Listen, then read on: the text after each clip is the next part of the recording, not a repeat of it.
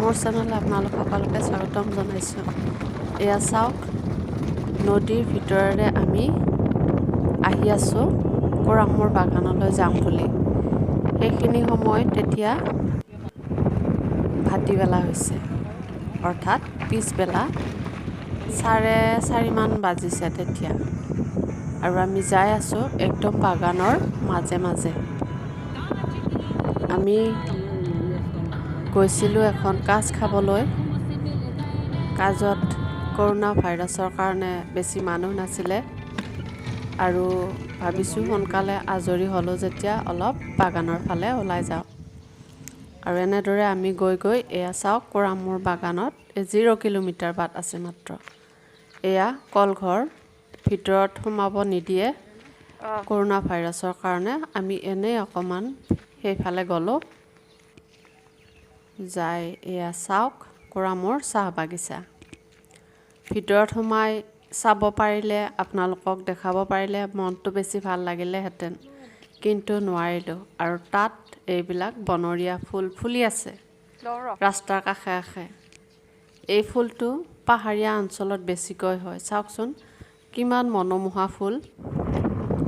আৰু আমি সেইফালৰ পৰা গুচি আহিলোঁ। আহি এটা বেলেগ ৰাস্তা আছে, সেই ৰাস্তাটোৰে আমি বাগানৰ ভিতৰত অকণমান চাহপাতৰ কেনেকুৱা গছ, সেইবিলাকৰ ভিতৰত কেনেকৈ যাব পাৰি সেইটো চাবৰ কাৰণে যেতিয়া অলপ ফটো 2-এটা উঠিব পাৰি, আমাৰ সেই ছোৱালীজনীয়ে ভাবিছে, সেইকাৰণে এনেকৈ বেলেগ এটা ৰাস্তাৰে আহিলোঁ। আৰু চাওক, এয়া পাহাৰ। এইবিলাক পাহাৰৰ মাজে মাজেও বাগানৰ ব্যৱস্থা কৰিছে হেনো।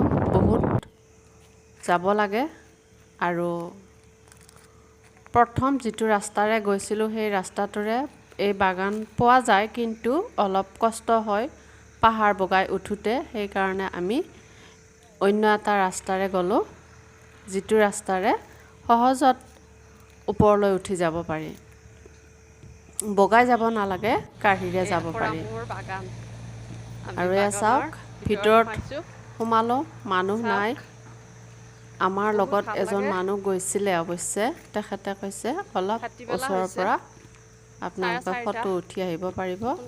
এনেদৰে কোৱাত আমি অলপ গৈ তাত এয়া প্ৰাকৃতিক পৰিৱেশৰ মাজত সোমাই গ'লোঁ। ভাবিছোঁ আপোনালোকৰ লগতো শ্বেয়াৰ কৰোঁ। ছোৱালীয়ে ফটো উঠাত ব্যস্ত, ভিডিঅ' কৰাত ব্যস্ত, আৰু মই আপোনালোকক দেখুৱাবৰ কাৰণে এয়া চাওক অলপ দেখুৱাই দিছোঁ। আৰু বাগানৰ মাজত ভাটিবেলা সময় হৈছে নহয়, খুব ভাল লগা পৰিৱেশ আছিলে, কিন্তু আমি বেছি সময় যাব নোৱাৰিলোঁ, ঘূৰি আহিলোঁৱেই। দিনগুটীয়াকৈ গ'লে আমি বেছি ভালকৈ চাব পাৰিলোঁহেঁতেন। আৰু এয়া সূৰ্যটো আপোনালোকক মই দেখুৱাই দিছোঁ, একদম ডুব যাওঁ যাওঁ হৈছে। আৰু সূৰ্য ডুব নোযোৱাৰ আগতে আমি ঘৰ পাবগৈ লাগিব, সেইকাৰণে আমি সোনকালে ঘূৰি আহিছোঁ। এইটো চাওক, বাগানলৈ যোৱা ৰাস্তাৰ এয়া দলং বান্ধি আছে। আমি এখন বেলেগ দলঙেৰে গৈছোঁ। এই দলংখন অৱশ্যে বহুত বেছি ভাল নহয়, তথাপিও গৈছোঁ। আৰু এয়া ভোলা নদী বোলে, আমাৰ লগত থকা মানুহজনে কৈছে। মানুহজনক মই আপোনালোকক দেখুৱাব নোৱাৰিলোঁ, পাহৰিয়ে থাকিলোঁ।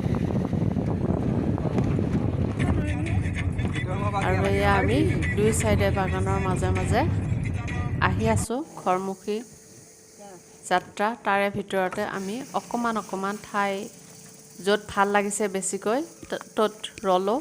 এইখিনিতে ৰ'লোঁ। এইখন হাতীগড় বাগান, কুৰামূৰ বাগান এৰি থৈ আহিলোঁ, হাতীগড় বাগান। আৰু ইটো চাইডে, ৰাস্তাৰ ইটো চাইডে খৈৰাবাৰী বাগান। একদম বাগানে বাগান। আৰু এয়া চাওক, মই আপোনালোকক দেখুৱাই দিছোঁ, পানী দি আছে চাহপাতৰ পুলিবিলাকত, গছবিলাকত চাৰিও চাইডে পানী দি আছে। ভাটিবেলা সময়ত এইবিলাকত পানী দিয়ে, যিহেতু শুকান বতৰ, পানী দিবই লাগিব।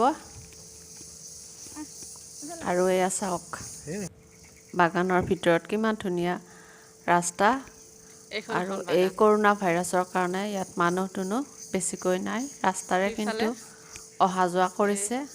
এইয়া ৰাস্তাৰ সিটো চাইডে আছে খৈৰাবাৰী বাগান গোটেই বাগান পৰিৱেশটো বহুত ভাল লাগে সন্ধিয়া হৈছে আপোনালোকক মই অকমান বহুত দেৰি দেখুৱাই দিছোঁ বহুত দূৰ বাট 80 কিলোমিটাৰ চাই কেনে পালে জনাবলৈ নাপাহৰিবচোন আৰু এইটো হাতীগড় বাগানৰ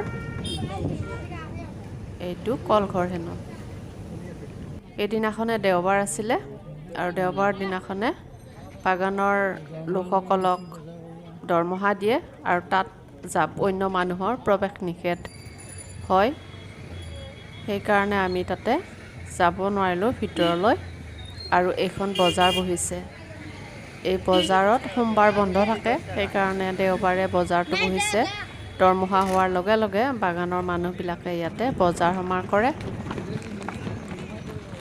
আৰু এয়া চাওক বেলি ডুব যাওঁ অৱস্থা আৰু এইটো নদীৰ মাজেৰে আমি গৈছোঁ কলচি নদী এইটো এই নদীটোৰ মাজে মাজে ৰাস্তা বনাইছে হাতীগড়ত উঠিব পাৰি সোণাপানীৰ পৰা গৈছোঁ হাতীগড়ৰ মেইন ৰাস্তাত উঠিছোঁ যায় আৰু এয়া বাৰিষা হ'লে একদম ভৰপূৰ পানী ভৰ্তি হৈ থাকে ইয়াতে মই বাৰিষাৰ দিনত আগতেও গৈ পাইছোঁ খুব ভয় লগা এতিয়া কিন্তু শ্বৰ্টকাট কৰি মানুহবিলাকে নদীৰ মাজেৰে গাড়ী পাৰ কৰিছে যিকোনো যান বাহন পাৰ হৈ যাব পৰা ব্যৱস্থা কৰি লৈছে ৰাস্তা বহুতকেইটা আছে যোনে যিফালে যাব ইচ্ছা কৰে তেনেদৰে যাব পাৰে বহুত বেয়া ৰাস্তা নহয় শিলৰ ওপৰে ওপৰে যাব লাগিব আৰু ভাল লাগে পানী বোলা বস্তু গোটেই নাই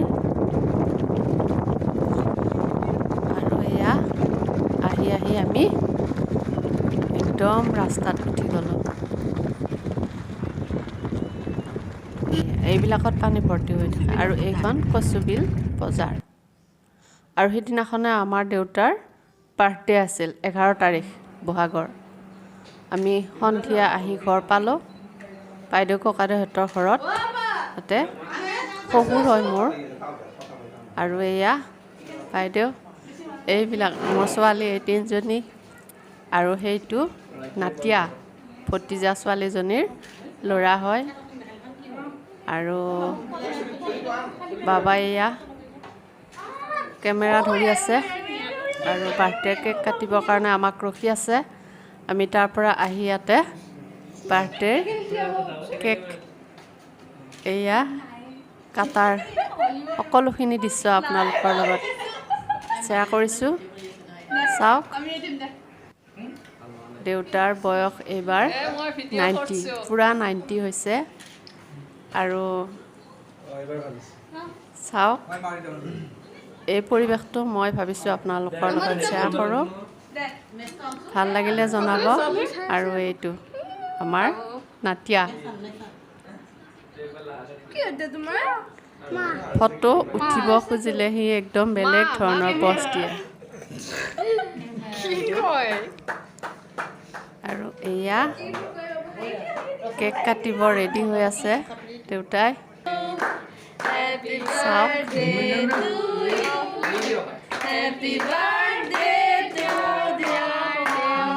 সকলোখিনি মুহূৰ্ত মই আপোনালোকৰ লগত শ্বেয়াৰ কৰিছোঁ চাই যদি ভাল পাইছে লাইক এটা কৰিব